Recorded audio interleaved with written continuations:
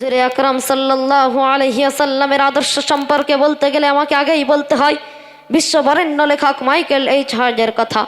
তিনি তানার বই দ্য 100 তথা 100 মনীষীর জীবন চরিত্র লিখতে যেয়ে তিনি তানার সুপ্রসারিত চিন্তা ভাবনা দ্বারা দেখলেন যে আমার এই 100 মনীষীর জীবন চরিত্রের আলোচনার বইটা যদি শুরু করতেই হয় তাহলে মুসলমানদের নবী হযরত মুহাম্মদ সাল্লাল্লাহু আলাইহি ওয়াসাল্লামের আদর্শ দিয়েই শুরু করতে হবে। নারায়ে তাকবীর, নারায়ে তাকবীর।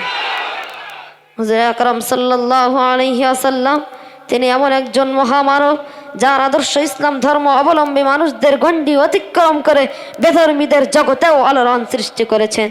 শুধু তাই নয়, আজ থেকে প্রায় ১,৫০০ বছর পূর্বে গোটা পৃথিবী যখন ঘোর অন্ধকার অমনিশার কৃষ্ণ নেকাবে আচ্ছাদিত ছিল, মানব সমাজ যখন অশান্তির দাবানলে দাউ দাউ করে জ্বলছিল, ঠিক এমনই একটি কঠিন যুগে আগমন করে অন্ধকারের কুজ্ঝটিকায় নিমজ্জিত মানব জাতিকে ইসলামের সুশীতল ছায়াতলে নিয়ে এসেছিলেন কেবলই তাঁর সুমহান চরিত্রের দ্বারা, যে চরিত্রের কথা স্বয়ং স্রষ্টা গ্রন্থ রাজ আল কোরআনে জানিয়েছেন, ইন্নাকা লাআলা খুলুকিন আযীম, অর্থাৎ নিশ্চয়ই আপনার আদর্শ সর্বশ্রেষ্ঠ, অর্থাৎ হে নবী আপনি উত্তম চরিত্রের উপর প্রতিষ্ঠিত। সম্মানিত শ্রোতা মণ্ডলী, হুজুরে আকরাম সাল্লাল্লাহু আলাইহি ওয়াসাল্লাম তাঁর উত্তম আদর্শের কথা তায়েফের ময়দানে দেখিয়েছিলেন।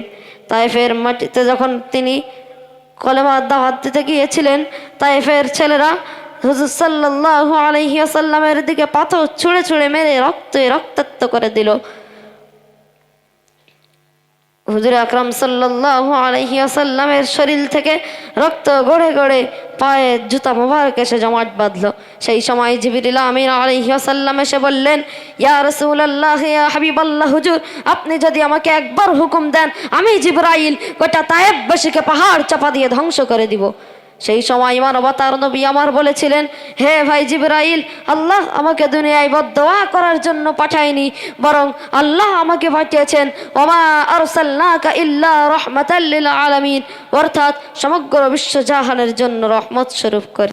এমন আদর্শের কারণেই তো তিনি মহান।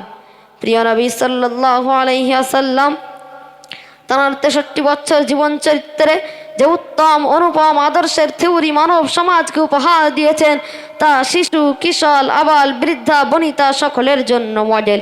তিনি একদিকে ছিলেন যেমন দয়ালু, ঠিক অপর দিকে ছিলেন অন্যায়ের বিরুদ্ধে কঠোর মনোভাবাপন্ন। কিন্তু তিনি প্রতিশোধে বিশ্বাসী ছিলেন না। শত্রু পক্ষকে হাতের মুঠোয় পাওয়া সত্ত্বেও তিনি দীপ্ত কণ্ঠে ক্ষমার ঘোষণা করে দিয়েছিলেন মক্কা বিজয়ের দিন। এমন আদর্শের কারণেই তো তিনি বিশ্ব সমাজে আসন দখল করেছেন। আল্লাহ তাআলা আমাদেরকে হুজুরে আকরাম সাল্লাল্লাহু আলাইহি ওয়াসাল্লামের আদর্শে আদর্শিত হওয়ার তৌফিক দান করুক। আমিন। নারায়ে তাকবীর, নারায়ে তাকবীর। দাওয়াত করলি কত করে টাকা নিবি?